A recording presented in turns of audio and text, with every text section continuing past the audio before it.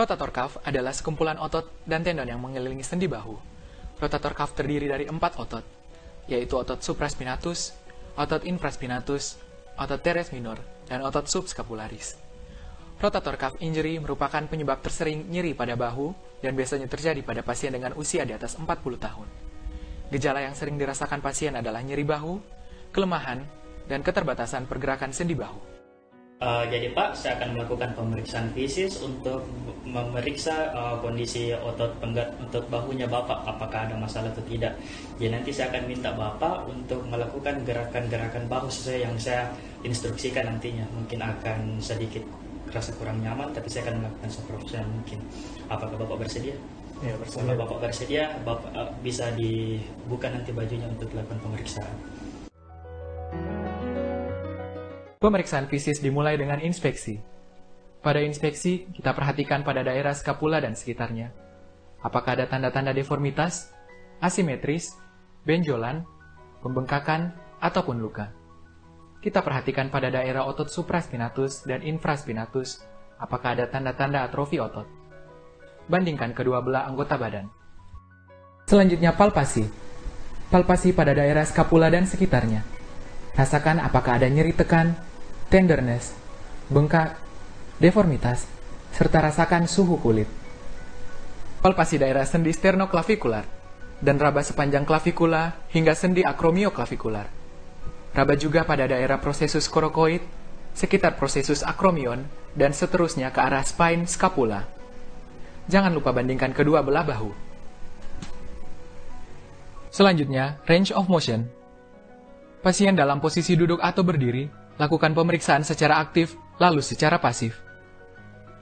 Minta pasien gerak fleksi 0 sampai 180 derajat dan ekstensi 0 sampai 60 derajat. Bandingkan pada tangan yang lain. Minta pasien gerak rotasi eksternal 0 sampai 90 derajat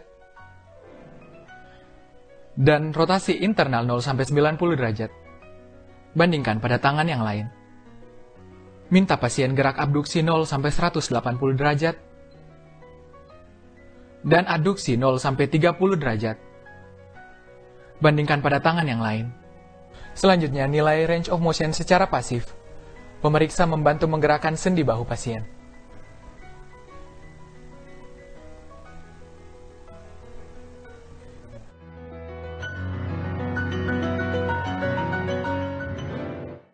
Specific test, MTCAN test atau job test. Tes ini bertujuan untuk mengidentifikasi cedera pada otot supraspinatus. Pertama, posisikan pasien duduk atau berdiri. Abduksikan lengan 90 derajat.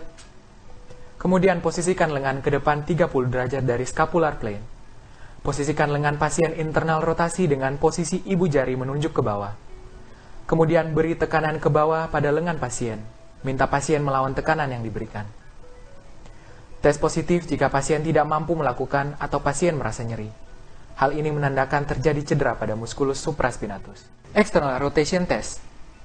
Tes ini bertujuan untuk mengidentifikasi cedera pada otot infraspinatus. Pertama, posisikan pasien duduk atau berdiri. Posisikan lengan pasien di sisi badan. Fleksikan kedua siku 90 derajat. Kemudian eksternal rotasi. Pemeriksa memberikan tahanan pada lengan pasien. Tes positif jika pasien tidak mampu melakukan atau pasien merasa nyeri. Hal ini menandakan terjadi ada cedera pada otot infraspinatus. Hornblower test atau PET test. Tes ini bertujuan untuk mengidentifikasi cedera pada otot teres minor. Posisikan pasien duduk.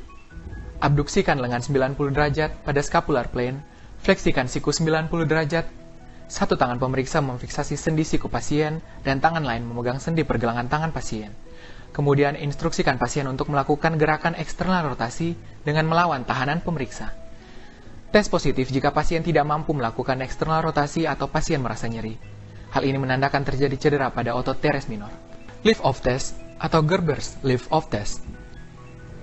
Tes ini bertujuan untuk mengidentifikasi cedera pada otot subscapularis. Posisikan pasien berdiri atau duduk membelakangi pemeriksa. Posisikan lengan tangan ke belakang secara internal rotasi dengan menempatkan aspek dorsum manus pada kurvatura lumbal. Kemudian minta pasien untuk mengangkat dorsum manus menjauhi kurvatura lumbal. Perhatikan pergerakan abnormal dari skapula. Tes positif apabila pasien tidak mampu melakukan internal rotasi atau pasien merasa nyeri. Hal ini menandakan terjadi cedera pada otot subskapularis. Near sign test. Tes ini bertujuan untuk mengidentifikasi adanya subacromial impingement. Pertama, posisikan pasien duduk atau berdiri. Kemudian pemeriksa melakukan internal rotasi pada bahu pasien.